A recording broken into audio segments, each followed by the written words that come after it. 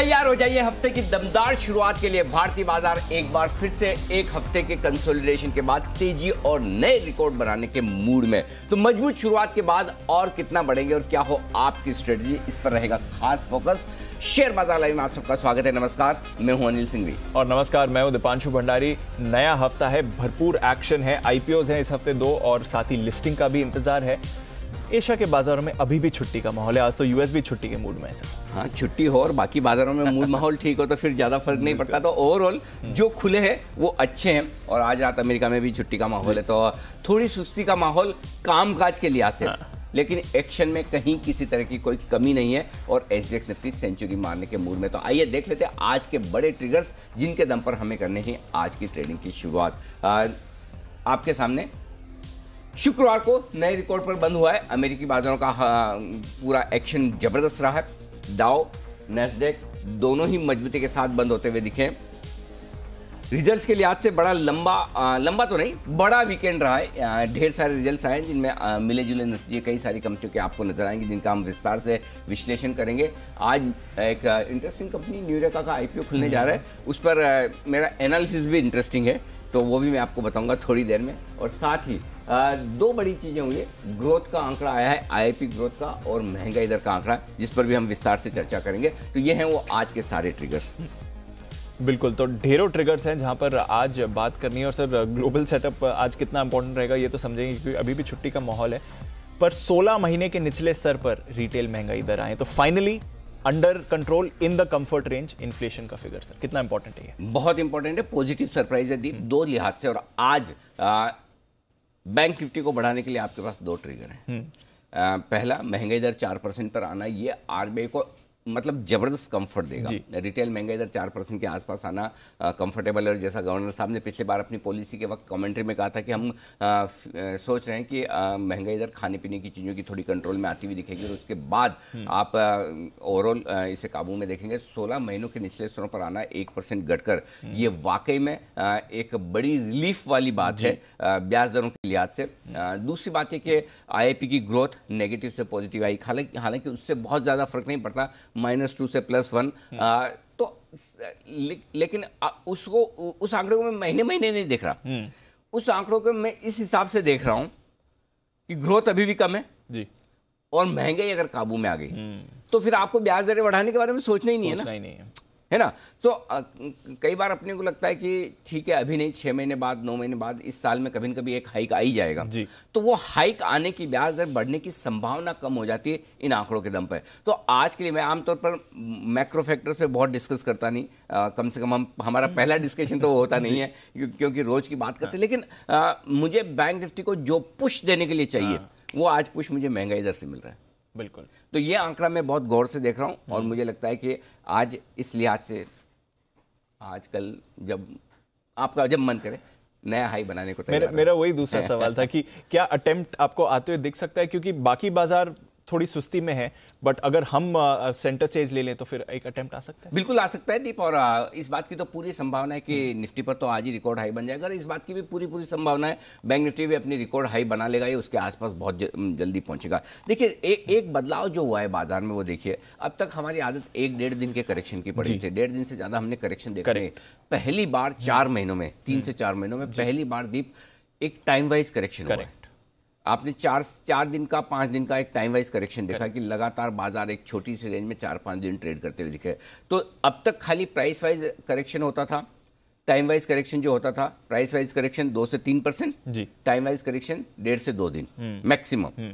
इस बार आपने 4 से 5 दिन का करेक्शन देखा, लेकिन प्राइस वाइज करेक्शन अभी भी आपका उतना ही है। प्राइस वाइज करेक्शन कोई आपका ज्यादा नहीं हुआ है, क्योंकि इस फॉल में अगर आप ऐसे देखेंगे तो निफ्टी में आपने जो लो बनाया था वो मेरे ख्याल से 14,975 का बनाया, 15,250-57 का हाई बनाकर, यानी कि 250-300 पॉइंट का करेक्शन, यानी कि लगभग 2% का। तो करेक्शन प्राइस वाइज उतना ही हुआ, लेकिन 4-5 सेशन आपने आराम किया है। लेकिन इस आराम में भी आपने सबसे बड़ा काम ये किया कि दिन भर घूम फिर के जहां भी आए, लेकिन शाम को क्लोजिंग प्रॉपर कर ली। और ये क्लोजिंग जो पिछले 5 ट्रेडिंग सेशन में पूरे हफ्ते 15,100 के ऊपर हुई है, ये सबसे बड़ा कंफर्ट है जी। कि इसका मतलब ये कि निफ्टी कमजोर नहीं है। अब किसी दिन रिलायंस चलाए, किसी दिन M&M चलाए, किसी दिन ITC चलाए, किसी दिन कोई और चला, उससे फर्क नहीं पड़ता। निफ्टी चल रहा है, निफ्टी टिका हुआ है, तो मुझे लगता है कि अब हम 4-5 दिनों का करेक्शन, कंसोलिडेशन, जो नाम आप देना चाहें दे दीजिए, वो पूरा करके नए हाइस बनाने को तैयार है। और निफ्टी की यात्रा 15,500, 15,550 की तरफ की होने की तैयारी है। 550, 15,500, 15,550, 150 पॉइंट ऊपर नीचे देख लें, अलग बात है। 15,500 की तरफ बढ़ने की कोशिश होगी निफ्टी। सर ये वैसी मूव होगी जैसे हमें आदत पड़ गई कि जब मूव करता है तो 100-200 पॉइंट ऊपर मूव करता है, या फिर जितनी स्लो ये कंसोलिडेशन हुआ है उतनी ही स्लो अप मूव होगी? नहीं, स्पीड नहीं होगी। स्पीड नहीं होगी, स्पीड नहीं होगी। और अगर आज हफ्ते के पहले दिन हम बहुत ज्यादा भाग गए तो हो सकता है हम स्पीड धीमी करें, लेकिन ये स्पीड अच्छी है दीप। ये स्पीड इसलिए अच्छी है कि यहां पर कन्विक्शन आपका टेस्ट होता है जी, ट्रेडिंग के तौर पर भी और इन्वेस्टर्स के तौर पर भी, कि क्या आप में कितना दम है। और नेचुरली देखिए 15,000 के ऊपर उतनी तेजी से भागना भी नहीं चाहिए। मार्केट जो 10,000, 12,000, 13,000, 14,000 पर भागता था, तो जितना आप ऊपर जाते हैं उतना आपकी स्पीड कम हो तो वो बेहतर ही है। तो मुझे लगता है कि बढ़ने की स्पीड आपकी कम होगी, लेकिन इसका मतलब है कि एक ताकत कम हो गई। अब अगर आपकी आदत हर रोज ऊपर देखने की ही पड़ी हुई है तब तो अलग बात है जी, करेक्ट, वो अब चलेगा नहीं। अभी भी जब मैं पॉजिटिव हूं, बुलिश, और दीप आपने नोटिस किया हो तो पिछले हफ्ते 5 दिन तक बाजार सुस्त रहा, कमजोर भी रहा। हमने एक भी बार ये नहीं कहा कि आप बैरियर घबराइए, बिल्कुल नहीं। हर रोज जहां कमजोरी थी आप ले लीजिए, चिंता मत कीजिए। इनफैक्ट 2:30 बजे वाली स्ट्रेटेजी तो हर रोज कि यहीं पर रुकना है, यहीं पर घूमना है, मार्केट ने उसे ओबलाइज किया। और ये हमारे कहने वाली बात नहीं है, ये डेटा की बात है। अगर डेटा आपको सपोर्ट दिखा रहा है तो हम कह रहे हैं डेटा पे सपोर्ट है, और डेटा पर सपोर्ट लेकर मार्केट ऊपर जा रहा है। तो मेरा ये मानना है कि स्पीड धीमी रहेगी, लेकिन उससे फर्क नहीं पड़ता। स्टॉक स्पेसिफिक एक्शन भरपूर रहेगा और उस स्पीड में आपका कन्विक्शन टेस्ट होगा। तो कन्विक्शन बनाए रखें, और पहले सपोर्ट लेवल पर और इंपॉर्टेंट सपोर्ट लेवल पर, दोनों पर आपको खरीदना है। पहले सपोर्ट पर भी खरीदना है, इंपॉर्टेंट सपोर्ट पर भी खरीदना है, दोनों पर खरीदना है। बस वही वाली स्ट्रेटजी रखिए। बिल्कुल, तो सपोर्ट पर खरीदना है, डेटा पर आप फेथ रखें। और अनिल जी तो आपको रोज कमेंट्री सिंप्लीफाई करके बताते भी हैं। एक जो बात कर रहे हैं अनिल जी, एक बार देख लेते हैं कि एग्जैक्टली क्या सलाह दी गई थी आपको पिछले हफ्ते। 15,065 के आसपास आए तो खरीदने का मौका मिला। अब खरीदने की रेंज में आ रहा है निफ्टी। दीप यहाँ से 20 पॉइंट नीचे 15,065 के आसपास खरीदने का लेवल है। वहाँ खरीदना है, बेचना नहीं है। ओके, हाँ, अब ये खरीदने की रेंज में आ रहे हैं हम, बेचने की रेंज में नहीं। तो 15,085 पर हमने शो की शुरुआत की थी। तब आप बोल रहे थे कि नीचे तब आपने बोला था खरीद के जाइए, डरना नहीं है। ये लेने का लेवल आ गया, बेचने का नहीं। और वहां से आप देख लीजिए 100 पॉइंट ऊपर है। 2 बजे से 3:30 बजे के बीच में देखिए तस्वीर कैसे बदली है। बहुत ही बेहतरीन खरीदारी और अच्छी क्लोजिंग आपको मिलने जा रही है। बिल्कुल, तो दमदार रही अनिल जी की स्ट्रैटेजी। और जो आपको कहा है बाजार पर भरोसा रखें, डेटा पर भरोसा रखें, बिल्कुल वैसा ही प्ले आउट हुआ है। आज आ रहे हैं पॉजिटिव ट्रिगर्स। नई आईपीओ भी सर खुल रही है, उस पर थोड़ी देर में आपसे चर्चा भी करना चाहेंगे। और ढेरों नतीजे आए हैं ओवर द वीकेंड, तो उस पर भी नजर रहेगी। पर पहले आज के ट्रिगर समझ लेते हैं। आज के संकेत क्या कह रहे हैं सर? दीप, आज के संकेत अच्छे हैं, ज़्यादा कोई खास बदलाव है नहीं। एफआईएस के संकेत खाली न्यूट्रल साइड पर आए हैं, बाकी सारे संकेत सेम है। ग्लोबल संकेत न्यूट्रल से पॉजिटिव हुए हैं, और घरेलू फंड्स के संकेत नेगेटिव साइड पर थे और वही हैं। बाकी तीनों सेम है। वायदा कारोबार के न्यूट्रल है, सेंटीमेंट और ट्रेंड पॉजिटिव है। रेंज और सपोर्ट जोन आज के बता दूं। पहले सपोर्ट जोन बताऊं मैं आपको। 15,115, 15,150 दिन का सपोर्ट जोन है। 15,160 भी मान सकते हैं, जहां पर आप बंद हुए हैं शुक्रवार के सेशन में। और 15,115, 15,150 ये आज का सपोर्ट जोन है। इसके नीचे वैसे तो जाने नहीं चाहिए, अगर गए तो भी 15,000, 15,065 strong rock solid blind buy zone, blind buy zone ये निकल कर आ रहा है। क्योंकि पिछले हफ्ते आपने 14,977 का लो बनाया था, उसके नीचे गए नहीं, वो भी कुछ क्षणों के लिए। तो यहाँ से अच्छी मजबूती आपको आती दिखेगी। तो अब एक तरह से आपके लिए 15,000 बेस हो गया, वो बेस का काम करेगा। जब तक आप 15,000 के नीचे बंद नहीं होते तब तक आपको सोचना भी नहीं कि आप कमजोर हुए, चाहे आप 150 पॉइंट कमजोर हो जाए। ये बहुत क्लियर कर ध्यान में रखिएगा। आपको कमजोरी का संकेत पहला तभी आएगा जब 14,975 के नीचे निफ्टी ट्रेड करना शुरू करे। प्रिसाइजली 14,975, यानी कि यहाँ से 200 पॉइंट लाइफ टाइम हाई पर हैं। 200 पॉइंट का मतलब है 1.25%। वो तो रिस्क लेना पड़ेगा, इतना तो लेना ही पड़ेगा। और वो भी तब है कि जब वो होने के चांस बहुत ही कम है। ज़्यादा होते तो हम आपको कहते भी कि यहाँ पर बहुत सावधान रहिए। तो फिलहाल ये बहुत क्लियर कट है, बेस फॉर्मेशन आपका पिछले एक हफ्ते में हो गया, वो सबसे बड़ी चीज़ है। आपको एक बेस चाहिए कि इसके नीचे बाजार जाए तो ही मुझे सोचना है। और एक तरफा तेज में क्या होता है दीपक, कई बार मैं आपको कहता हूँ मुझे लेवल्स नहीं मिल रहे हैं, ना ऊपर के मिल रहे हैं, नहीं नीचे के सपोर्ट मिल रहे हैं। बैंक निफ्टी पे हजार पॉइंट ऊपर नीचे के सपोर्ट आते हैं, लेकिन अब मुझे बेस मिला है और बेस मुझे ये मिल रहा है कि 15,000 के आसपास स्ट्रॉन्ग सपोर्ट जोन हो गया। तो अब मुझे पता है कि जब तक 15,000 के नीचे बंद नहीं होता तब तक मुझे सोचना नहीं कि कमज़ोर है। तो अब रिस्क जब पता है कि मुझे 150 पॉइंट की 200 पॉइंट की रिस्क कैरी करनी है, तो मुझे फिर अपसाइड के लिए पोटेंशियल साफ नजर आता है कि क्या ट्रेड हो सकता है। ये आपके लिए सबसे बड़ा कंफर्ट बना है। ऊपर की तरफ 15,225 15,250 हल्की रुकावट का लेवल है, उसके आसपास ही खुलेंगे आज। 15,257 का लाइफ हाई है, संभावना पूरी कि हम आज ही पार करें।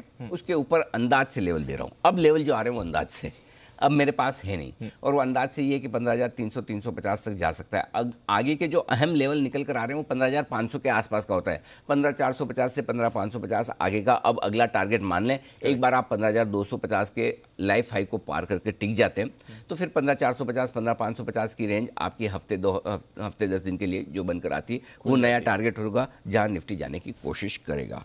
ये हो गया आपका निफ्टी। अब आइए बैंक निफ्टी। 35,000 836,000 ये बैंक निफ्टी पर मजबूत सपोर्ट जोन के तौर पर है। इसके नीचे 35,575 35,700 ये ब्लाइंड बाय जोन के तौर पर आ रहा है। यहाँ पर आएगा नहीं अब बैंक निफ्टी, अगर आए तो आंख बंद करके खरीदना है, इसमें कोई डाउट नहीं।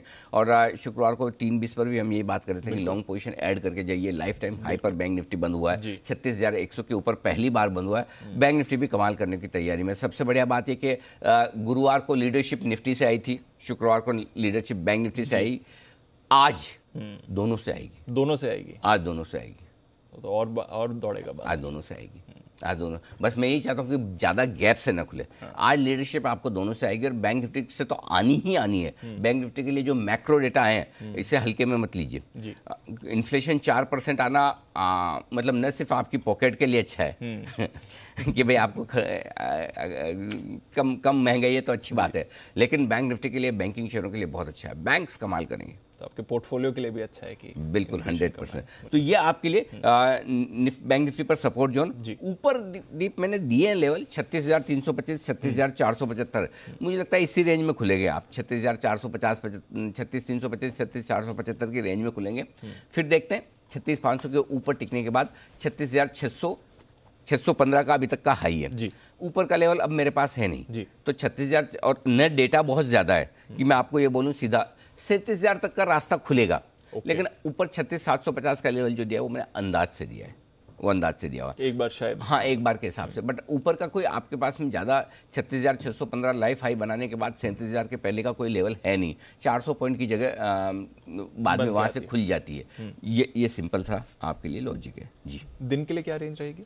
15,160 15,250। अब आप देखिए इसलिए 15,163 पे आप बंद हुए तो जहां हम बंद हुए वही आपके लिए सपोर्ट लेवल हो गया और 15,250 पहला रेंज लेवल है। 15,115 15,300 ये दिन की मीडियम रेंज है और 15,065 से लेकर 15,350 दिन की हाई रेंज की तरफ बाजार बढ़ सकता है। बैंक निफ्टी 36,000 36,325 है, 35,800 36,475 दिन की मीडियम रेंज है और 35,650 से 36,600 650 जो भी मान लें ये आपके दिन की हाई रेंज है। लेकिन 36,600 के पार निकलकर ऊपर जाने के भी चांसेस हैं। ऐसा नहीं कि हाई रेंज का जो ऊपर का लेवल दे दिया उसके पार नहीं निकल सकता। एक बार 500 पॉइंट हो जाता है तो ठीक है, आपके लिए 500 पॉइंट कम नहीं है, लेकिन बैंक निफ्टी को हाई बनाना है, अब 1-2 दिन में कभी भी बना दे। तो चलिए हाई की तरफ तो जी बिल्कुल ठीक है। तो पूरा सपोर्ट है हाइस के लिए। इसमें एफआईएस की पोजीशनिंग और साथ ही पीसीआर क्या संकेत दे रहे हैं सर? हल्के हो गए एफआईएस, हल्के हो गए, बढ़िया। देखो आपको मैं बार बार याद दिलाता हूँ, 60% के नीचे जब इंडेक्स लॉन्ग आ जाए, 60% के आसपास आ जाए, समझ लीजिए वहाँ एफआईएस बेचना बंद करेंगे, वहाँ से खरीदना शुरू करेंगे। 80% प्लस आए वो बेचना शुरू करेंगे। करेक्ट है, ये हमारा फॉर्मूला अब तक तो सही चल रहा है जी सर। अब की बार क्यों गलत होगा? होगा तो फिर पढ़ेंगे, फिर समझेंगे गलत क्यों हुआ। तो अभी तक तो कोई कारण नहीं है कि हम माने कि ये गलत होगा। तो 62% पे आ गए, बहुत बढ़िया, बाइंग रेंज पर है। हल्के हो गए एफआईएस, हल्के होंगे तभी खरीदेंगे। तो ये लॉन्ग पोजीशन इनकी घटकर 62% पे आ गई, यहाँ से ज़्यादा घटेगी नहीं। तो एफआईएस अपनी लॉन्ग बढ़ाएंगे आज के सेशन में। तो यहाँ से खरीदारी आने की संभावना, तो मैं इसको पॉजिटिव देखता हूँ। दूसरा पॉजिटिव क्या है, पुट कॉल रेशियो 1.38 कंफर्टेबल है। पिछले 2-3 दिनों में पुट कॉल रेशियो बड़ा स्विंग कर रहा है, 20-25 बेसिस पॉइंट स्विंग कर जाता है, और एक दिन में ऊपर एक दिन में नीचे। तो ये घटकर है ना 1.58 से 1.38 20 बेसिस पॉइंट घटा, कंफर्टेबल हो गया मेरे लिए। अब यहाँ से फिर आराम है, ले सकते हो आप, कोई टेंशन नहीं। विक्स और 4% घटकर आया, ये एडिशनल कंफर्ट। तो आज डेटा में 3 कंफर्ट है। मैं आपको एक सिंपल चीज़ बोलता हूँ दीप, मैं जब एनालिसिस करता हूँ तो मैं बहुत ज़्यादा SGX निफ्टी से प्रभावित नहीं होता जी। ठीक है, देखने के लिए देखते हैं, डाउ फ्यूचर सब देखते हैं, लेकिन अल्टीमेटली ट्रेड जो हमारा होना है हमारे मार्केट पर होना है, हमारे डेटा पर होना है। आप खुल सकते हो उनको देख के, खुलना पॉसिबल है, रिएक्शन उन पर। हाँ, कि भाई खुलने के लिए आपके पास 25 चीजें हैं, खुलने के बाद क्या है? खुलने के बाद तो आपकी ताकत होनी चाहिए ना जी, आपका सेंटीमेंट, आपकी ताकत, आपका पैसा। करेक्ट। तो मैं इसलिए संकेत भले, तो आज जो कमेंट्री में जो आपको बुलिशनेस दिख रही होगी उसकी वजह ये कि हमारे डेटा, देखो आपको 3 डेटा मैंने बताया, तीनों पॉजिटिव। मेरे लिए FIs की लॉन्ग पोजीशन घट कर आई, अब कंफर्टेबल रेंज में आएगा, पुट कॉल रेशियो घट कर आया है, कंफर्टेबल, विक्स घट रहा है, कंफर्टेबल। तो ये सारे मेरे पास में ट्रिगर्स हैं जो मुझे ये बता रहे हैं, और उसके ऊपर बैंक निफ्टी ने लीडरशिप ले ली, लाइफ हाई पर बंद हो गया 36,100 पर, निफ्टी भी सेकंड बेस्ट क्लोजिंग दिए अब तक की। तो इसलिए ये सारे, और कंसोलिडेशन आपने कर लिया 5-7 दिन का, तो इसलिए अब मेरे लिए आज नए हफ्ते की शुरुआत में देखो इससे बढ़िया माहौल मिलेगा नहीं। अब नहीं करना है तो फिर इसका मतलब बाजार में वो मजा ही नहीं है जी। कि अगर अब आप लाइफ हाई नहीं बनाते हैं वापस और ऊपर नहीं बढ़ते हैं, तो ये लॉन्च पैड है आपका 15,500 का, यूज कर सके तो उठाइए इसका। ठीक है सर, क्लियर है। तो फिर अगर इतना अच्छा सेटअप है तो एग्जिस्टिंग पोजीशंस का क्या करें? 15,100 अब रखिए क्लोजिंग बेसिस पर, इंट्राडे बेसिस पर आपका स्टॉप लॉस होगा 35,750 इंट्राडे और क्लोजिंग बेसिस पर। थोड़ा दूर है इंट्राडे ट्रेडर्स के लिए, आप 35,950 कर लीजिएगा, बाद में जब मैं स्ट्रेटेजी बताऊंगा तब वो चेंज करूंगा। अभी आपके लिए 35,750 एकदम परफेक्ट स्टॉप लॉस है जो आपको रखना चाहिए।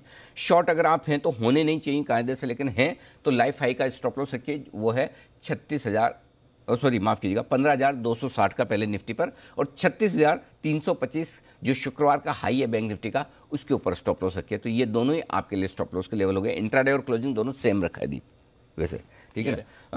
शॉर्ट अगर आप अगर आपको नई पोजीशन बनानी है, निफ्टी खरीदिए, स्टॉप लॉस 15,100 का है, 15,225, 15,240, 15,265, 15,300 और 15,350, ये सारे लेवल अलग अलग लेवल्स निकल कर आए हैं आपके लिए। 15,350 तक का जो लोग शॉर्ट करना चाहते हैं वो 15,300 15,350 की रेंज में एक शॉर्ट करने का चांस ले सकते हैं। स्ट्रिक्ट स्टॉप लॉस आपका 15,400 का होगा, और नीचे के टारगेट 15,265, 15,245, 15,200 और 15,175 तक के टारगेट के लिए आपको शॉर्ट पोजीशन बनाने की छूट है।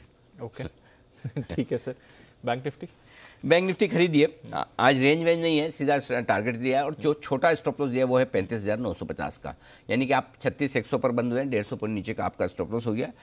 36,325, 36,475, 36,600 और 36,750, ये सारे टारगेट्स हैं जिनके लिए बैंक निफ्टी में बिकवाली करनी है। जो एग्रेसिव ट्रेडर्स हैं वो बैंक निफ्टी शॉर्ट करने का सोच सकते हैं। 36,475 से सोचना शुरू करें, जरूरी नहीं कि वहीं पर शॉर्ट कर देना। शॉर्ट करने के लिए सबसे ज़्यादा कंफर्टेबल अच्छी लेवल जो है वो 36,600 की है, और वो भी सिर्फ 50 पॉइंट के स्टॉप लॉस के साथ, सिर्फ 50 पॉइंट, 36,650 ट्रिगर हो जाए तो काट के डबल भी कर लो। अच्छा, वही हाँ, बात है। क्योंकि 36,615 के ऊपर आप लाइफ हाई बनाएंगे, उसके बाद शॉर्ट रहने का कोई मतलब है नहीं। करेक्ट, ठीक है, ठीक है, एक आध डिप वापस आ जाए 36,500 450 के आसपास, तब ले लीजिए या डबल कर लीजिए। तो 36,650 का स्ट्रिक्ट स्टॉप लॉस है, जितना 36,600 के नीचे नजदीक बेचेंगे उतना बेहतर है। और 36,325, 36,250, 36,125 और 36,050 मैक्सिमम, इतना बस। इसके लिए आप चाहें तो एक शॉर्ट पोजीशन वहां बना सकते। इतना गिरेंगे चांस कम है, लेकिन हाँ ठीक है, एक बार आप सोच सकते हैं। 36,475 से घूम जाए तो बन सकता है, लेकिन 36,600 से घूमे तो लास्ट वाला लेवल फिर नहीं आएगा। वो कहां से घूमते हैं वो भी इंपॉर्टेंट है। बट फर्स्ट टारगेट पे फिर ट्रेल करना शुरू करें। हाँ बिल्कुल, वो तो रूल ही है। वो तो अब तो सारे ट्रेडर्स जो देखते हैं वो समझ ही गए कि स्टॉप लॉस ट्रेल कैसे किया जाता है, क्यों करना चाहिए, प्रॉफिट प्रोटेक्ट कैसे करना है।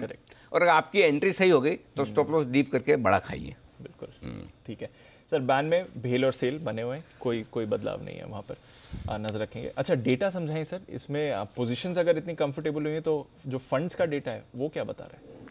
एक ही नेगेटिव है दी, आज के सेशन में, और वो है फ्लोज जी। एफआईज ने बड़े लंबे समय बाद, छोटा ही सही लेकिन 37 करोड़ का बेचा है, बिल्कुल, और सामने 21 करोड़ के स्टॉक फ्यूचर्स खरीदे। तो लगभग एक तरह से आप कह सकते हैं स्टॉक्स में कुछ नहीं किया।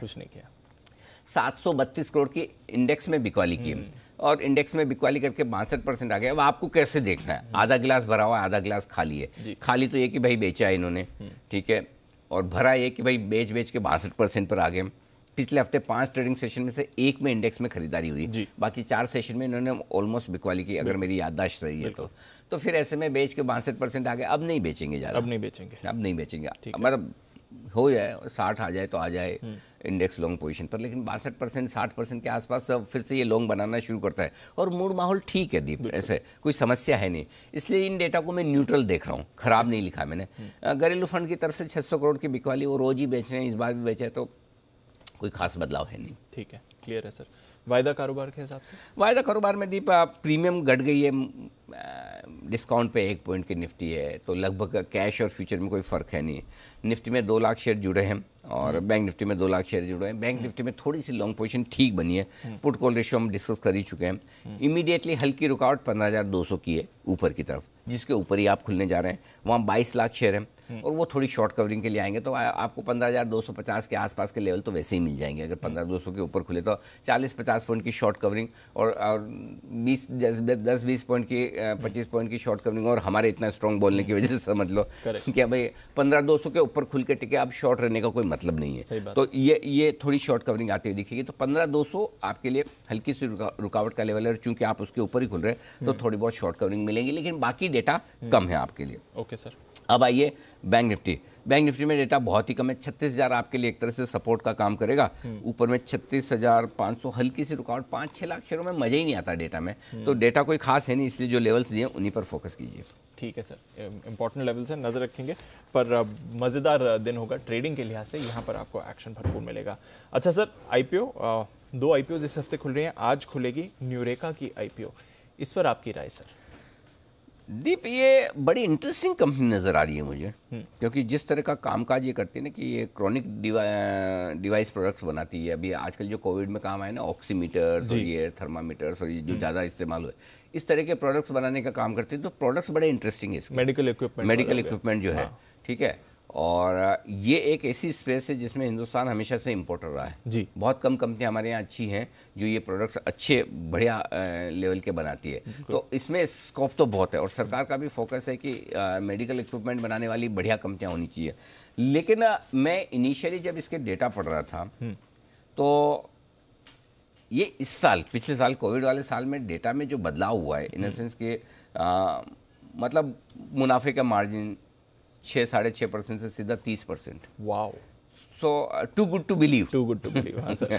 अब कोविड की वजह से हुआ, तो मैं अब इसमें आपसे और हमारे दर्शकों से एक दिन की मोहलत लूंगा, और अच्छा, मुझे और डिटेल में पढ़ना है। ओके, मतलब मैंने on the face of it जो पढ़ा, उस हिसाब से मुझे लग रहा है अचानक से। दूसरी है कि अगर इस साल की परफॉर्मेंस में देखूं कंपनी की, तो बहुत अच्छी लग रही है, अच्छी नहीं बहुत अच्छी। और पिछले 3 साल की देखूं तो मुझे थोड़ा मजा नहीं आ रहा। ऐसा लग रहा है कि भाई 15% मार्जिन से 10 पे आई, 10 से 6.5 पे आई, 6.5 से एकदम 30। तो पिछले 3 साल से आपके मार्जिन गिर रहे हैं, अचानक से बढ़ गए, तो वो मुझे थोड़ा डिटेल में समझना पड़ेगा। तो मैं एक दिन आपसे और लूंगा, कल मैं इसे विस्तार से बताऊंगा कि वाकई में पैसा लगाना चाहिए नहीं। कंपनी इंटरेस्टिंग है, बिजनेस बढ़िया है, वैल्यूएशन सस्ते हैं या नहीं, और क्या मुझे वैल्यूएशन इस साल की अर्निंग पे देखने, जो कि एक्स्ट्राऑर्डिनरी साल है। करेक्ट, ये भाई कोविड से जुड़े हुए बिजनेस करने वाली कंपनियों के लिए तो एक्स्ट्रा ऑर्डिनरी, ऐसा हर साल आएगा नहीं। करेक्ट, तो फिर मुझे उसको एडजस्ट करके समझना पड़ेगा, तो थोड़ा डीप में पढ़ने की जरूरत है। कल वैसे आपको फिर 2 आईपीओ के बारे में बताना, रेल टेल भी होगा, बिल्कुल रेल टेल भी करेंगे हम विस्तार से डिस्कस। रेल टेल में इशू नहीं है, वो ऑलमोस्ट पढ़ा हुआ है, मैनेजमेंट का इंटरव्यू भी हमसे मिली, तो मैं कोशिश भी ये कर रहा हूँ कि अगर न्यूरेका का मैनेजमेंट भी मिले तो बात करें, तो क्या थोड़ा ज़्यादा समझ में आए। तो देखते हैं, अगर वो मैनेजमेंट मिलेंगे, आकर बात करेंगे, तो फिर हम उस हिसाब से डिसाइड करेंगे। फिलहाल मैं थोड़ा सा है ना डेटा देख के चौंक गया हूँ, मैं और पढ़ना चाहता हूँ उसको। तो एक दिन छोटी आईपीओ, हाँ, छोटा, उतना बड़ा नहीं है, वो भी सरप्राइजिंग लग रहा था। ये एक और रीजन है, छोटा होने में भी इशू है। करेक्ट, बड़े आईपीओ का अंदाजा लगाना ज्यादा आसान काम है। सही बात है, आप ज्यादा अच्छे से कंपनी को पढ़ो और समझ सकते हैं। छोटी वालों में थोड़ा सा एक जजमेंट लेना होता है, कॉल लेना होता है, मैनेजमेंट पर भी कितना इशू भरेगा, उस पर भी जी। किस तरह का रेस्पॉन्स आ सकता है, बहुत सारी चीज़ें होती है। इसलिए ठीक है, हड़बड़ी नहीं करेंगे, एक दिन का और टाइम लेना चाहता हूँ। बिल्कुल sir, no worries about that, but interesting action रहने वाला है आईपीओ मार्केट्स के लिए। जो ये आईपीओ मार्केट का सेंटिमेंट है सर, ये जो पिछला थोड़ा कंसोलिडेशन है, उससे सेंटिमेंट पर तो कोई असर ना, नहीं मैं उससे वैसे देखते ही नहीं, मुझे उसको कोई नहीं फर्क देखना नहीं पड़ता पिछले 3 आईपीओ की लिस्टिंग अच्छी हुई खराब हुई हो। हर आईपीओ अपने आप में अलग है। तरह का। हर आईपीओ ये 2020 मैच वाला है। करेक्ट। पिछले मैच में आप कितना खराब खेले वो ठीक है, याद थोड़ा सा रख सकते हो, लेकिन उससे फर्क नहीं पड़ता है, वो सब अलग अलग चीज़ें, हर अलग दिन अलग है। तो आईपीओ का, 2 आईपीओ का आपस में हार्ड, हाँ एक ही सेक्टर की कंपनियां हो तो अलग बात है। सही बात है सर, है ना। अगर एक सेक्टर की कंपनियां नहीं है और 2 आई तो फिर कोई फर्क नहीं पड़ता। आप देखो ना कितने आईपीओ इतने तेजी के मार्केट में तगड़े आए हैं। हमने मना किया UTI AMC, angel broking, Chemcon में हमने बोला पहले दिन बेचो, तो वहां से आधा रह गया। तो हर आईपीओ का अलग इतिहास है, अलग कहानी बनेगी। तो इसलिए मुझे नहीं फर्क पड़ता कि पिछले अगर 1-2 आईपीओ में बहुत ज़्यादा दमदार लिस्टिंग नहीं हुई हो तो फर्क पड़ना है ना, टेंशन नहीं है ना। चलिए ठीक है, बढ़िया एक्शन है मार्केट्स में, और साथ ही ढेरों स्टॉक्स हैं जो खबरों के दम पर आज एक्शन में दिखेंगे। लंबी लिस्ट है, ढेरों नतीजे भी आए हैं ओवर द वीकेंड, और थोड़ी देर में वरिंदर बंसल भी हमारे साथ जुड़ेंगे कुछ नतीजों के बारे में बात करने के लिए। पर उससे पहले हमारी रिसर्च टीम हमारे साथ जुड़ गई है, जान लेते हैं कौन से स्टॉक्स हैं जहां पर रखनी है आपको नजर आज। वरुण हमारे साथ तैयार हैं। Varun, good morning. ढेरों ट्रिगर्स है और कई सारे स्टॉक्स हैं, आपके पास कौन से नाम है? देखिए बहुत सारे नाम है, और 3 पेज आप ये समझ लीजिए। इस सीजन का सबसे बिजी दिन, डेफिनेटली इस सीजन का सबसे बिजी वीकेंड था, क्योंकि सैटरडे संडे को काफ़ी नतीजे और काफ़ी सारे ट्रिगर्स भी है। ट्रिगर से शुरुआत करता हूँ, तो आज कैश के नतीजे आएंगे जेट एयरवेज के, तो वहाँ पे आपको नजर रखनी है। और देश भर में आज से फास्टैग फाइनली अनिवार्य हो चुका है। तो आप अगर गाड़ी लेके जाते हैं और टोल पड़ता है तो याद रखिए आपको फास्टैग लेके जाना है। दिल्ली हाईकोर्ट में जीएसटी एंटी प्रॉफिटरिंग मामले में सुनवाई होने वाली है। L&T फाइनेंस सर्विसेज यहाँ पे राइट इशू बंद होगा। इसकी रिकॉर्ड डेट 22 जनवरी की थी और राइट इशू प्राइस जो था 65 का था। एक्सचेंजिंग सोल्यूशन डीलिस्टिंग बिड बंद होने वाली है। प्रमोटर ने 25% हिस्से के लिए प्रस्ताव दिया था। 44.64 रुपीज़ प्रति शेयर के भाव पे फ्लोर प्राइस रखा गया था। इसके अलावा इरकॉन इंटरनेशनल, यहाँ नजर रखिए, पिछले कुछ दिनों में स्टॉक में अच्छी खासी हरकत भी देखने मिली है। आज इस कंपनी की बोर्ड की बैठक है जहां पे बोनस और अंतरिम डिविडेंड पे विचार होने वाला है। नतीजे आए ओएनजीसी के, थोड़े कमजोर नतीजे नजर आ रहे हैं क्योंकि मार्जिन में अच्छी खासी गिरावट देखने मिली, करीब 5% के आसपास की। मुनाफा करीब 52% के आसपास गिरा है। हालांकि कंपनी ने डिविडेंड दिया है ₹1.75 प्रति शेयर का। इन्फो एज, यहाँ नतीजे अनुमान से बेहतर नजर आ रहे हैं क्योंकि कंपनी का देखिए मुनाफा जो है उसमें करीब 36% के आसपास की बढ़ोतरी देखने मिली। 58 करोड़ का अनुमान था, 69 करोड़ 70 करोड़ पे इन्फैक्ट किया है। और एबिटा मार्जिन में भी अच्छी खासी बढ़ोतरी देखने मिली है। जीएमआर इंफ्रा, यहाँ काफ़ी कमज़ोर नतीजे हैं। कंपनी के जो मुनाफा है उसमें 4 टाइम्स के आसपास की बढ़ोतरी देखने मिली और भारी भरकम घाटा इस कंपनी ने किया है, तो उसका एक इम्पैक्ट। इसके अलावा मार्जिन जो है उसमें भी गिरावट हुई है, 33% से गिर के सीधे 13% पे आए हैं। जो इस कंपनी का एयरपोर्ट रेवेन्यू था वहाँ पे एक बड़ा हिट देखने मिला है। एक्सेप्शनल लॉस भी कंपनी को हुआ है करीब 850 करोड़ के आसपास का, लेकिन काफ़ी कमज़ोर नतीजे हैं, 1120 करोड़ के आसपास का टोटल नुकसान है। इंडिया बुल्स हाउसिंग फाइनेंस, यहाँ भी नतीजे थोड़े कमज़ोर है। जो मुनाफा है वो करीब 40% गिरा है। हालांकि ग्रॉस एनपीए में सुधार हुआ है, ये एक अच्छा है। 1.75% पे ग्रॉस एनपीए, बिना मॉनिटरिंग के ग्रॉस एनपीए जो है 2.44% के आसपास है। साथ ही साथ कंपनी ने और एक जानकारी दी है, एनसीडीज के जरिए 5000 करोड़ तक जुटाने के लिए बोर्ड ने मंजूरी दे दी है। कुछ अच्छे नतीजे भी आए हैं जिसमें सद्भाव इंजीनियरिंग है, यहाँ पे अच्छे नतीजे इस कंपनी के। मुनाफा करीब 30% बढ़ा है और मार्जिन में भी बढ़ोतरी हुई है। न्यू इंडिया एश्योरेंस, यहाँ पे मुनाफा जो है 6% बढ़ा है, ग्रॉस प्रीमियम में करीब 12% के आसपास की बढ़ोतरी हुई है। इंडिया निपॉन इलेक्ट्रिकल, मार्जिन मुनाफा दोनों बढ़ा है। आप अपने स्क्रीन पे देख सकते हैं किस तरह की बढ़ोतरी वहाँ देखने मिली है।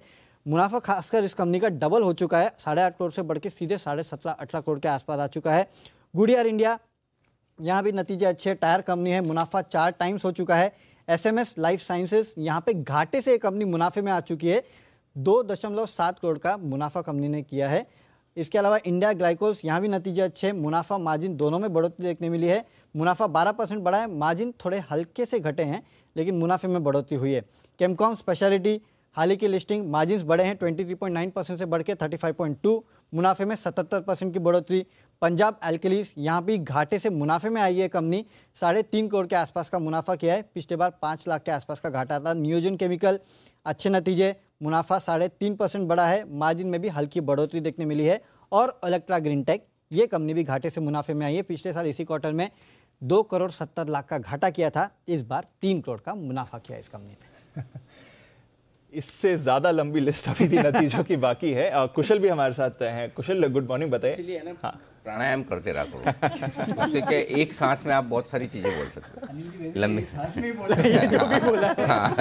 ब्रेथलेस, वो शंकर महादेवन साहब वाला था। जैसे आज एक पूरा हाफ आवर शो सिर्फ नतीजों हाँ, का करने नतीजे पर आराम से हो सकता है, बट ठीक है, आज के बाद अब शांति हो जाएगी। अब शांति है। अब शांति लगभग नहीं के बराबर, 2-4 आगे तो आज तो खाली जेट एयरवेज जी, उसमें भी क्या नतीजे आएंगे सर? बंद कर लेना क्या आना, ऊपर तो 0-0 ही है।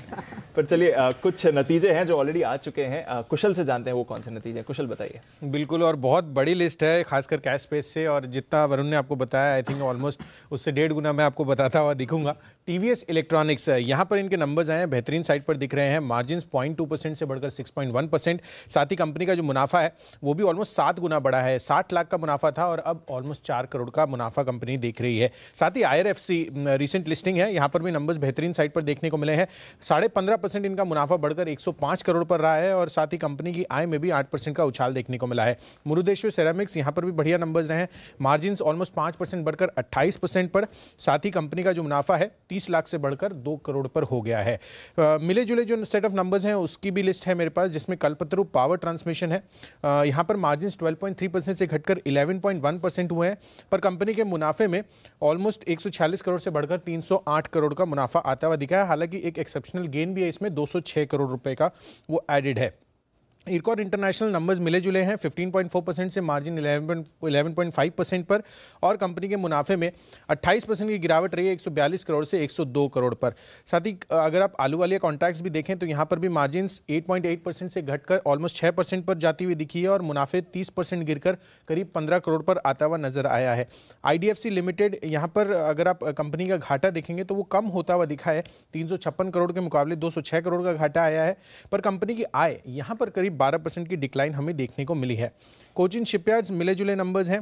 मार्जिन्स तो बेहतरीन रहे हैं, आप देखिए करीब 22% से बढ़कर 42.3% के मार्जिन्स हैं, पर आय में करीब 16.5% की गिरावट रही है। 896 करोड़ से घटकर 750 करोड़ की आय कंपनी ने घोषित की है। लिबर्टी शूज़, यहाँ पर मार्जिन्स बढ़े हैं 10.1% से 11.5%। साथ ही कंपनी के मुनाफे में भी उछाल अच्छा देखा गया है, 1.4 करोड़ से बढ़कर 5.8 करोड़ पर कंपनी की आय यहाँ पर 2% की गिरावट देखने को मिली है, तो टॉप लाइन में थोड़ा सा प्रेशर है। GIC हाउसिंग फाइनेंस, यहाँ पर अगर आप नंबर्स देखें तो टोटल इनकम ऑलमोस्ट फ्लैट रही है 311 करोड़ पर कंपनी का मुनाफा वो 14 करोड़ से बढ़कर 61 करोड़ होता हुआ दिखा है। गोदरेज इंडस्ट्रीज, नंबर्स मिले जुले रहे हैं, मार्जिन 6% से घटकर ऑलमोस्ट 4% पर। साथ ही कंपनी का जो मुनाफा है वहाँ पर 8% की बढ़त के साथ 171 करोड़ पर जो यह आंकड़ा पहुँचता हुआ दिखा है। इसके अलावा मॉइल, नंबर्स मिले जुले रहे हैं, 21% से बढ़कर मार्जिन 28.5% पर कंपनी का मुनाफा 7.5% गिरकर 51 करोड़ पर आया है। PTC इंडिया, यहाँ पर अच्छी ग्रोथ रही है प्रॉफिट्स में, खासकर अगर आप देखें तो 80% बढ़कर 114 करोड़ पर प्रॉफिट आया है और कंपनी का जो मार्जिन है वो 10.8% पर फ्लैट है। खराब नतीजों में अगर आप देखें तो प्रभात डेयरी है, नंबर्स वीकर साइड पर हैं। मार्जिन्स जो हैं अगर आप खासकर मुनाफा देखें पहले, यहाँ पर 14% गिरकर 8.8 करोड़ पर आया है और कंपनी की आय भी 54% गिरती हुई दिखी है। शोभा लिमिटेड, मार्जिन्स 32% से घटकर 26% पर और कंपनी का मुनाफा भी 74% घटकर 11 करोड़ पर आया है। Dredging corporation of India, numbers यहाँ पर भी वीकर साइड पर हैं। इनफैक्ट मार्जिन्स पर तो यहाँ पर काफ़ी बड़ी गिरावट देखने को मिली है, अगर आप देखें तो 31.7% से घटकर 3.4% की मार्जिन्स आई है। तो ओवरऑल अगर आप नंबर्स देखेंगे तो और भी खराब सेट ऑफ नंबर्स हैं काफ़ी कंपनियों के, जहां पर मैं आपको लिस्ट बता देता हूं। IFCI, MTNL, Mirza international, Nagarjuna fertilisers, Navneet education, Panacea biotech और रॉयल ऑर्किड, तो ये सारे नंबर्स हैं जिनके नंबर्स जो है वीकर साइड पर देखने को मिले हैं। बिल्कुल, तो कुछ कमज़ोर नंबर्स आपके लिए, पर आइए कुछ और डिटेल्स हैं मानसी के पास और कुछ खबरें भी हैं। मानसी, बताएं। Good morning. Good morning Deepanshu. कुछ नतीजे और साथ ही ढेर सारी खबरें हैं। जुआरी एग्रो, नतीजे कमज़ोर रहे हैं। कंपनी का नुकसान जो 118 करोड़ था अब भी 46 करोड़ इस तिमाही कंपनी नुकसान में रही है। बॉम्बे बर्मा, मुनाफे से घाटे में कंपनी आती हुई दिख रही है, जहाँ 28 करोड़ का मुनाफा था अब 8 करोड़ के घाटे में कंपनी आती हुई दिखी है। बीजीआर एनर्जी सिस्टम्स मुनाफे से घाटे में ये कंपनी भी आई है, जहां 26 करोड़ का मुनाफा था, 78 करोड़ का घाटा अब कंपनी के पास आया है। होम फर्स्ट फाइनेंस के नतीजे भी कमजोर रहे। कंपनी के मुनाफे में 47% की गिरावट देखने को मिली है, जिसके चलते कंपनी के नतीजे जो है कमजोर है। एडलवाइस फाइनेंशियल सर्विसेज लिमिटेड, यहां पर भी नतीजे कमजोर रहे हैं। कंपनी की आय में करीब 18% की गिरावट आप देखेंगे। नुकसान भी 63 करोड़ का कंपनी को देखने को मिला है। कुछ अगर खबरों की बात करें, भारतीय एयरटेल, यहां पर 17 फरवरी को कंपनी बोर्ड बैठक करने जा रही है। भविष्य योजनाएं तय करने के लिए बोर्ड बैठक होगी। वहीं स्टील कंपनीज पर आज खास फोकस रहेगा, क्योंकि हाईवे कंस्ट्रक्शन के लिए हर तरह के स्टील जो कि क्वालिटी स्टैंडर्ड को मेंटेन कर रहे हैं, इनका इस्तेमाल करने की इजाजत मिलती हुई दिखी है। नितिन गडकरी की तरफ से एक सेक्टर की तरफ एक रीलुक का मूवमेंट किया गया है और उन्होंने फैसला लिया और साथ ही कॉस्ट रिडक्शन के लिए ये कदम उठाया जा रहा है। तो स्टील कंपनियों पर फोकस रहेगा। टीटागढ़ वैगन्स, भारतीय नवसेना से 175 करोड़ का ऑर्डर कंपनी को मिला है। केआरबीएल पर फोकस रहेगा। जेएमडी मिस्टर अनूप कुमार गुप्ता को ईडी कस्टडी से हटाकर जुडिशियल कस्टडी में भेजा गया। अगस्ता वेस्टलैंड केस में जांच में पूछताछ इनकी तरफ होती हुई दिख रही है। इसके अलावा इंडियन एनर्जी एक्सचेंज, इस पर भी फोकस रखेगा। Subsidiary company gas exchange limited ने एनएससी के 26% हिस्सेदारी खरीदने की खबर पर सफाई दी है। इनका कहना है कि कंपनी का यहां पर दावेदारी से फिलहाल बातचीत जारी है, जिसके चलते फोकस में रहेगा। और इसके अलावा Amara Raja batteries, dredging corporation, Apollo ट्राइकॉट और पावर ग्रिड जैसी कुछ खबरें हैं जिस पर फोकस रहेगा। न्यूज बेस्ड इंपैक्ट काफी सारा है, जिसके चलते इन तमाम खबरों पर फोकस रखना होगा। बिल्कुल, तो ढेरों स्टॉक्स हैं जहां पर आप आज खबरों का रिएक्शन देखेंगे, पर साथ ही ब्रोकरेजेस की भी काफी रिपोर्ट्स हैं। आइए जानते हैं क्या कहना है ब्रोकरेजेस का एफआईआर में।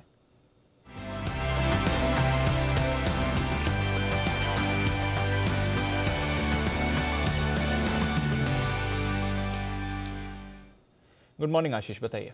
Good morning Deepanshu. सबसे पहले ग्रासिम यहाँ पर देखिए, अच्छे नतीजों के बाद सिटी की बढ़िया रिपोर्ट है। ये खरीदारी किराए को बरकरार रखा है। लक्ष्य 1210 से बढ़ाकर 1430 कर दिया है। वोडाफोन आइडिया 5 ब्रोकरेज हाउस की रिपोर्ट है और कोई भी पॉजिटिव नहीं है। सीएलएसए अंडर परफॉर्म की रेटिंग को बरकरार रखें। सबसे ज्यादा लक्ष्य इन्होंने ही दिया है 12 रुपए का। इसके अलावा गोल्डमैन सैक्स, इन्होंने बिकवाली किराए दिए। लक्ष्य 3 रुपये 30 पैसे से घटाकर 3 रुपये 20 पैसे कर दिया है। और सबके मुताबिक अगर आप देखें तो जो तिमाही का प्रदर्शन है बहुत ही अनसेटिस्फैक्टरी देखने को मिला। अपोलो हॉस्पिटल को अगर आप देखें 3 रुपये 20 पैसे जी अनिल जी 10 पैसे कम किए। रिपोर्ट छापने में ज्यादा खर्चा हो गया होगा। इससे तो बढ़िया कवर करना बंद कर दे। नहीं, चलिए बढ़िया है तो है, कम से कम रडार पे। चलिए बताइए अनिल जी, एक और रिपोर्ट है अपोलो हॉस्पिटल पर परफेक्ट बुल वर्सेस बेयर का सिनेरियो बन रहा है, क्योंकि सीएलएसए को देखिए यहाँ पर इन्होंने जो है रेटिंग को डाउनग्रेड कर दिया है। आउट परफॉर्म से बदलकर अभी बिकवाली की राय दे रहे हैं। 2600 रुपये पर लक्ष्य को बरकरार रखा है। लेकिन नोमेरा स्टॉक पर पॉजिटिव नजर आ रहे हैं। इन्होंने रेटिंग को अपग्रेड किया है। 2350 रुपये से लक्ष्य को बढ़ाकर 3170 रुपये कर दिया है। इसके अलावा रखनी है नजर मदरसन सुमी पर। यहाँ पर रेटिंग को अपग्रेड किया है सीएलएसए ने। यहाँ पर इन्होंने आउट परफॉर्म की रेटिंग को बदलकर खरीदारी की राय दी है। लक्ष्य 175 से बढ़ाकर 250 रुपये कर दिया है। नोमेरा और मॉर्गन स्टैनली भी अगर आप देखें तो 250 रुपये पर लक्ष्य को बरकरार रखे हुए हैं और सभी का मानना है कि आगे कारोबार में बढ़िया ग्रोथ देखने को मिलेगी। भारत फोर्ज जेफरीज की रिपोर्ट है, खरीदारी की राय को बरकरार रखा है। लक्ष्य में 60 रुपये की बढ़ोतरी की है। 700 से बढ़ाकर 760 रुपये कर दिया। 640 कल की क्लोजिंग है। ये मान रहे कि जुलाई 2020 के बाद अगर आप देखें तो स्टॉक दुगना हो गया, लेकिन आगे और बढ़ोतरी की संभावना यहाँ पर नजर आ रही है। हमारा राजा बैटरीज, यहाँ पर नोमेरा की रिपोर्ट है, यहाँ पर रेटिंग को डाउनग्रेड कर दिया है। खरीदारी की राय को बदलकर अभी न्यूट्रल की रेटिंग दे रहे हैं। लक्ष्य 931 से बढ़ाकर 1003 कर दिया। 990 के आसपास की कल के शुक्रवार की क्लोजिंग है और ये मान रहे कि आगे जाकर कॉस्ट प्रेशर देखने को मिलेगा, जिसके चलते मार्जिन को लेकर ये चिंतित हैं। इंडिया बुल्स हाउसिंग फाइनेंस बेहद कमजोर नतीजे आते हुए देखें। यहाँ पर मॉर्गन स्टैनली की रिपोर्ट है, अंडरवेट की रेटिंग को बरकरार रखा है 135 रुपए के लक्ष्य के लिए। अशोक लेलैंड सीएलएसए की रिपोर्ट है, इंटरेस्टिंग है, रेटिंग को डाउनग्रेड कर दिया है। खरीदारी की राय को बदलकर आउट परफॉर्म की रेटिंग दे रहे हैं, लेकिन लक्ष्य जो है 120 से बढ़ाकर 145 कर दिया है। और फिलहाल के लिए आखिरी रिपोर्ट है पेट्रोनेट एलएनजी पर, क्रेडिट स्विस की रिपोर्ट है, आउट परफॉर्म की रेटिंग को बरकरार रखा है 270 के लक्ष्य के लिए। ओके, तो ये है ढेर सारी रिपोर्ट्स जिन पर आज आपको दिखेगा एक्शन इन ब्रोकरेजेस के दम पर। आइए बढ़ते हैं आगे, रिजल्ट्स के ही एक्शन को बढ़ाते हैं और आगे हमारे साथ जुड़ चुके हैं वरिंदर बंसल और वक्त है वरिंदर रिजल्ट एक्सरे का और आज है लंबी लिस्ट नतीजों की।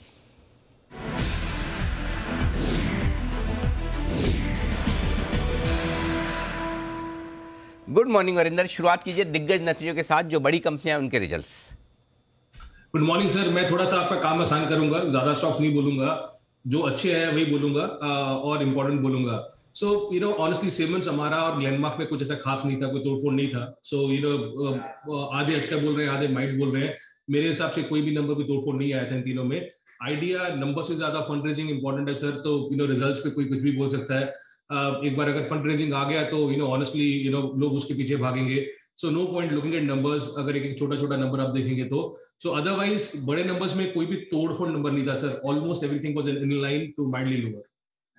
बिल्कुल, तो ये है आपके लिए दिग्गज नतीजे, लेकिन अच्छे नतीजे और वैल्यूशन सस्ते जिन कंपनियों के, उनके बारे में बताइए. अगेन सर, मैं इसमें सिर्फ 3 कंपनीज बोलता हूँ, बाकी we will talk about if you want to. 3 companies है जो मेरे लिए स्टैंड आउट रही, जो अच्छे नतीजे हैं और वैल्यूएशन भी उतनी एक्सपेंसिव नहीं है. Borosil renewable sir, they are growing steadily as a compounder. Numbers बहुत अच्छे थे. अभी भी अगर आप देखेंगे तो जो उनका एंड प्रोडक्ट है, जो सोलर ग्लास बनाते हैं, उसके प्राइसेस बढ़ रहे हैं, तो उसको बेनिफिट और मिलेगा. कैपेसिटी 3 गुना कर रहे हैं, जो हमें सबको मालूम है. नंबर्स बहुत अच्छे थे. कंपाउंडिंग स्टोरी है. 30 टाइम्स नेक्स्ट ईयर ट्रेड कर रही है, और FY23 में ये 20 टाइम पे ट्रेड कर रही है. TV today sir, exceptional set of numbers.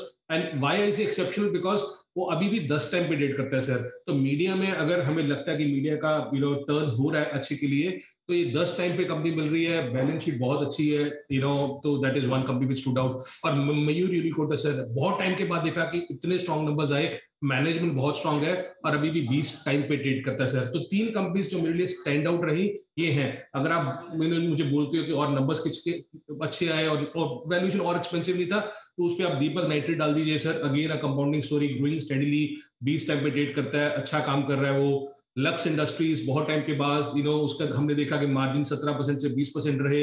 EBITDA 50% ऊपर था. 25-27 टाइम पे ट्रेड करता है, 30% ROC है, तो अच्छे नंबर्स थे. IFGL रिफ्रैक्टरी सर, ये दोनों कंपनीज जो रिफ्रैक्टरीज में हुई, चाहे वो ओरिएंट है चाहे IFGL है, दोनों के नंबर्स अच्छे आ रहे हैं.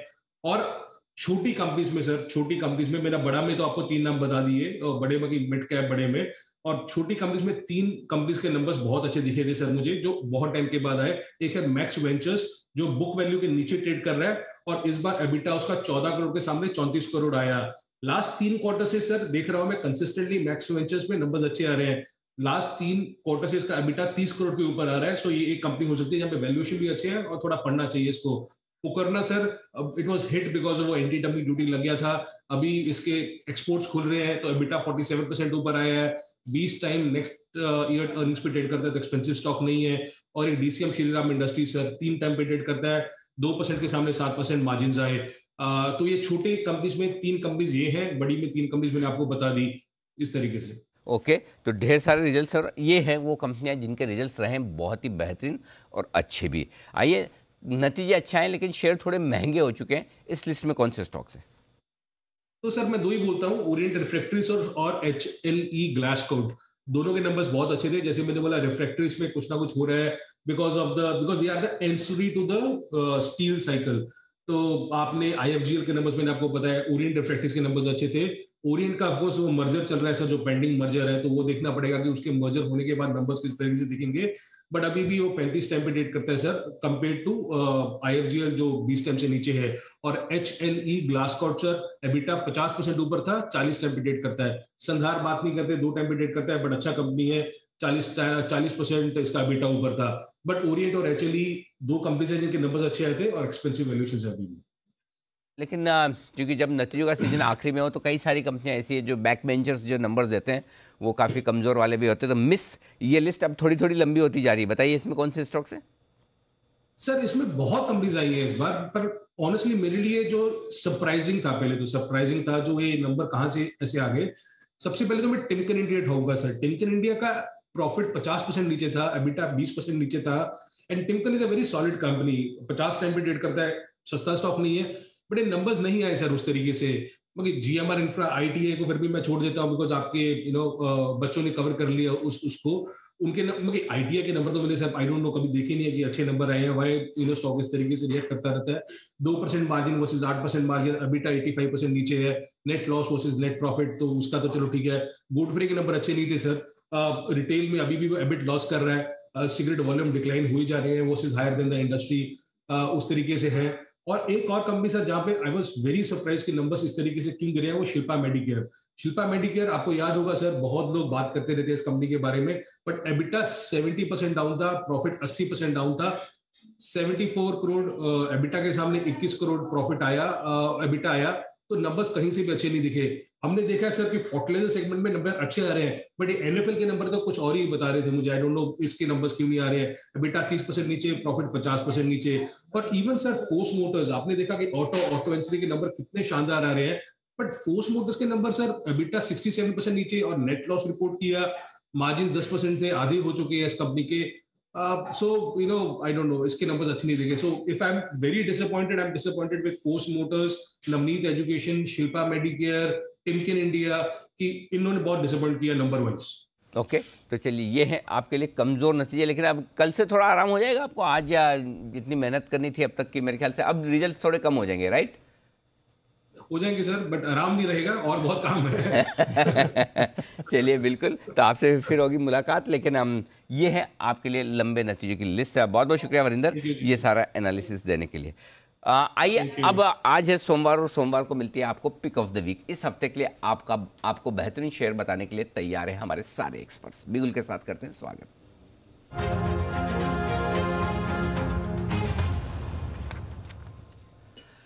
स्वागत है आप सबका। वागले साहब करिए आप शुभ शुरुआत। Good morning Anil ji. Good morning Deepanshu. Good morning. Morning sir.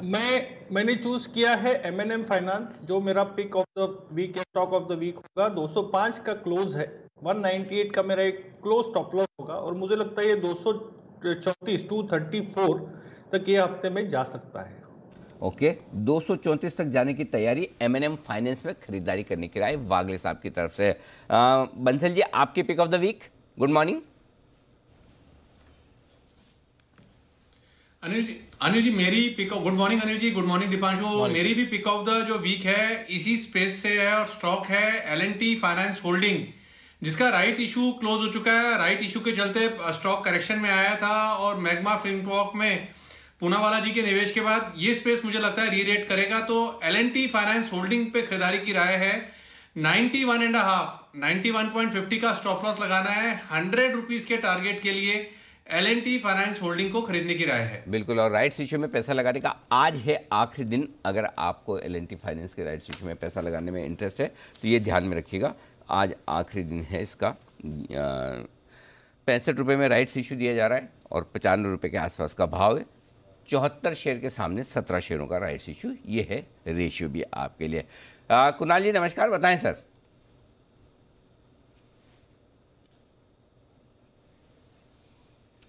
नमस्कार अनिल जी। नमस्कार दीपांशु। अनिल जी मेरी खरीदारी की राय है अडानी एंटरप्राइजेस पर, जिसको पहले भी 2-3 बार पिक ऑफ द वीक हम लोग घोषित कर चुके हैं। अनिल जी बहुत ही जबरदस्त चार्ट है, शुक्रवार को बड़ा ब्रेकआउट आता हुआ देखा हमने, और 700 रुपए के ऊपर अब ये स्टॉक टिक गया है, तो अभी 800 की ओर कुछ कर रहा है। तो इस सप्ताह का पिक ऑफ द वीक हमारा होगा अडानी एंटरप्राइजेस, जिसपे एक स्टॉप लॉस रखे हैं 685 पर। 685 रुपए के स्टॉप लॉस से बाय करें। पहला टारगेट 645, दूसरा टारगेट 765, तो 765 के टारगेट के लिए अडानी एंटरप्राइजेस में खरीदारी करें। तो आप बोल रहे हैं हम पहले भी 2-3 बार इसको पिक ऑफ द वीक दे चुके, तो अभी तो शुरुआत ही हुई है साल की, पिक ऑफ द ईयर करके खत्म करो काम।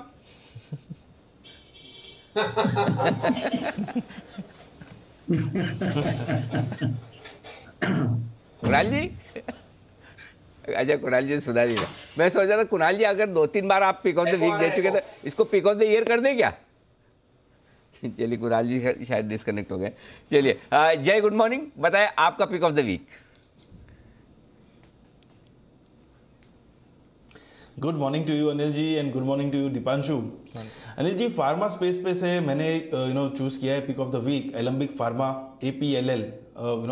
करीब 965 के आसपास ये क्लोज हुआ था last week. Anil ji multiple base बना चुका है ये अपने 200 डेमा पे, बहुत ही अच्छा कंसोलिडेशन हुआ है 3 वेव करेक्टिव फॉल के बाद। और मुझे ऐसा लग रहा है कि जो हिसाब से ये स्टॉक ने सपोर्ट लिया है अपने 200 डेमा पे, और लास्ट ट्रेडिंग सेशन में एक अच्छी बढ़त ये स्टॉक में देखने मिली थी with increase in volumes and clear by cross over in this momentum indicators. मुझे ऐसा लग रहा है कि अब पुल बैक देखने मिलना चाहिए। एक क्लियर बाउंस 1025 तक के लेवल्स तक हमें देखने मिलेगा। 1025 टारगेट रहेगा, 935 का स्टॉप लॉस रहेगा क्लोजिंग बेसिस के ऊपर। 35 का स्टॉप लॉस, 1025 का टारगेट। एलिम्बिक फार्मा खरीदारी करने की राय, मार्च से ये भी आने की तैयारी में है। वायदा कारोबार में 11 नए खिलाड़ी उतरेंगे, उसमें से एलेम्बिक फार्मा भी एक शेयर होगा। आइए जैन साहब से लेते हैं उनकी pick of the week. Jain साहब बताएं सर।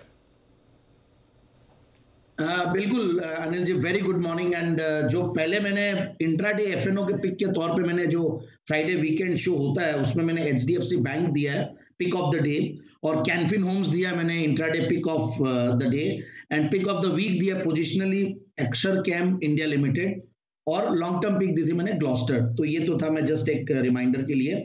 बट अगर पिक ऑफ द वीक की अगर बात करें तो टिन प्लेट मुझे बेहतरीन लगती है, टाटा ग्रुप कंपनी है, बिल्कुल इस स्टॉक को लेना चाहिए। और दूसरा एमसीएक्स जो कि अच्छा खासा करेक्ट हुआ है, मतलब ऊपर के लेवल से भी करेक्ट हुआ है, मुझे लगता है एमसीएक्स पे भी ध्यान दें।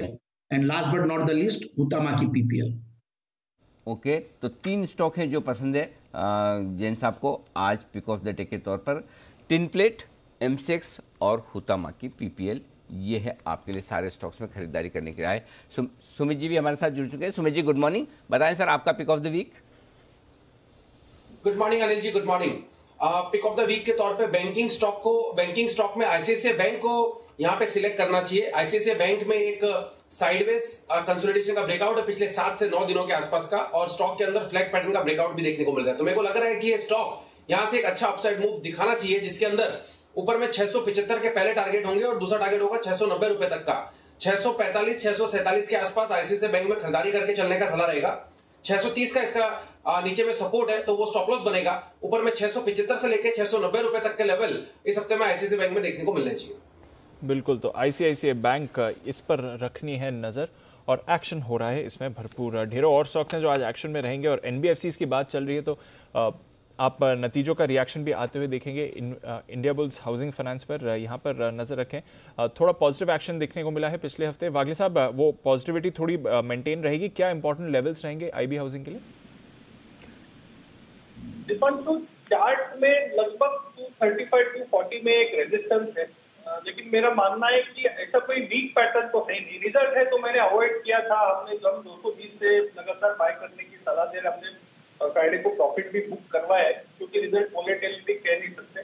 बट मेरा मानना है पोजिशनली ये 250 तक तो जाना ही चाहिए, और ऑन द डाउन साइड 225 के नीचे जाएगा तो थोड़ा सा हल्का सा वीक होगा, फिर ये 205-210 तक जा सकता है। ओके, तो ये है आपके लिए इंडिया बुल्स हाउसिंग पर राय। फोकस में रहेगा सीमेंस का स्टॉक भी, क्योंकि यहाँ से आए हैं अनुमान से काफ़ी बेहतर नतीजे।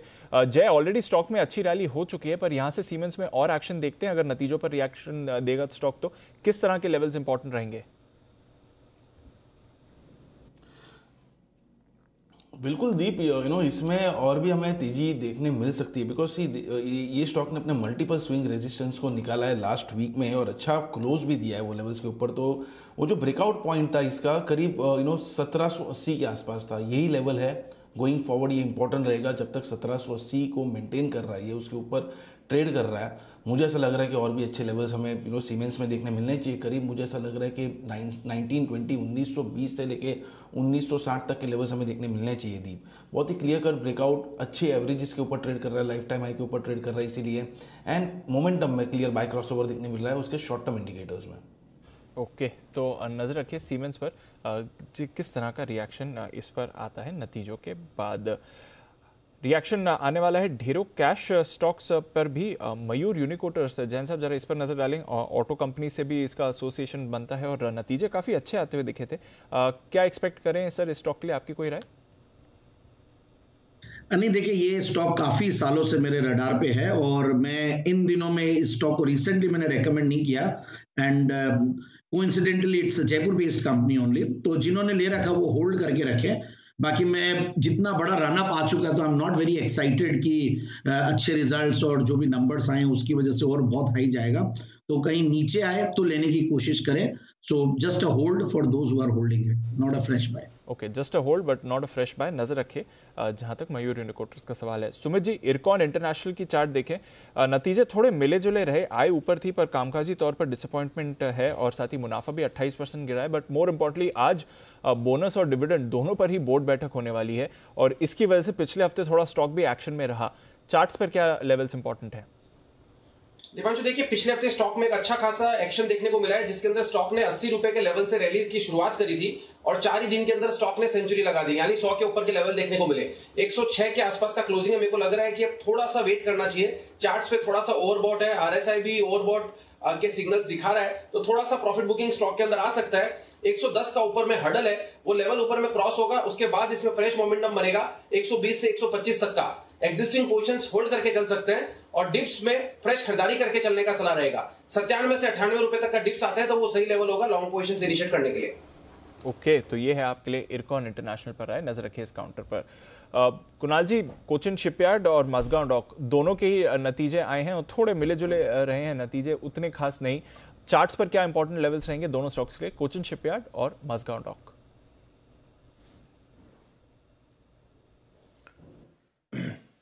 देखिए, कोचिन शिपयार्ड की बात पहले करें दीपांशु, तो एक सपोर्ट के आसपास स्टॉक ट्रेड कर रहा है और मुझे 340 के आसपास एक सपोर्ट दिखता है। तो जब तक ये लेवल होल्ड कर रहा है, ओवरऑल स्ट्रक्चर ठीक ठाक है, एक रेंज में कंसोलिडेशन चल रहा है। तो जिनके पास पोजीशन है, एक 340 का स्टॉप लॉस रखें, होल्ड करें। रहा सवाल मज़गांव डॉक का, तो इसका चार्ट काफ़ी अच्छा है दीपांशु, और मुझे लगता है कि इसमें एक अच्छा अपसाइड बनना चाहिए अगर आप इसको नीचे के लेवल्स पर खरीद लें। तो अगर मान लीजिए आज रिजल्ट्स के चलते आपको कुछ गिरावट देखने को मिले और ये स्टॉक आपको 215-216 के आसपास मिल जाए, तो उन सपोर्ट के आसपास मुझे लगता है डेफिनेटली मज़गांव डॉक को बाय करना चाहिए। ओके, तो नजर रहेगी दोनों पर, रिएक्ट करेंगे आज अपने नतीजों पर। ये स्टॉक पर, ढेरों और स्टॉक्स नतीजों पर रिएक्ट करेंगे